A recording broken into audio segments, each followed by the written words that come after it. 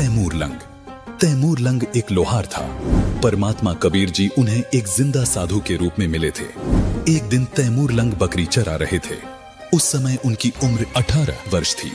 तभी परमात्मा कबीर एक जिंदा साधु रूप बनाकर तैमूर लंग के पास गए, उनसे मिले। तैमूर लंग इतने गरीब थे कि उनके पास कभी खाने को रोटी होती तो कभी नहीं।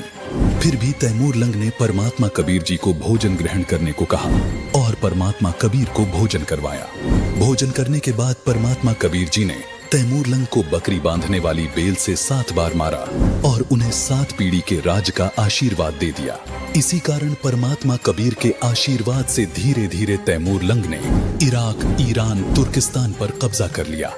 फिर भारत पर भी अपना शासन जमा लिया। दिल्ली के राजा ने तैमूर लंग की पराधीनता, गुलामी स्वीकार नहीं की। तैमूर लंग ने उसे भी मार भगाया। बाबर तैमूर लंग का तीसरा पोता था।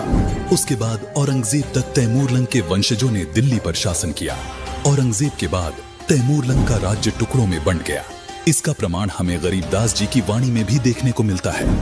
गरीबदास जी अपनी वाणी में कहते हैं, रोटी तैमूर लंग कौन दिन्ही, ताते 7 बादशाही लिन्ही। एक दिन तैमूर लंग शिकार पर गया था, वर्द हो गया था।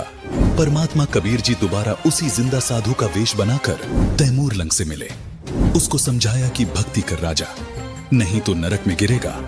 भूल गया वो दिन जब एक ही रोटी थी घर पर। उसी समय तैमूर लंग परमात्मा कबीर जी के चरणों में गिर गया। दीक्षा ली, राज्य पुत्र को दे दिया।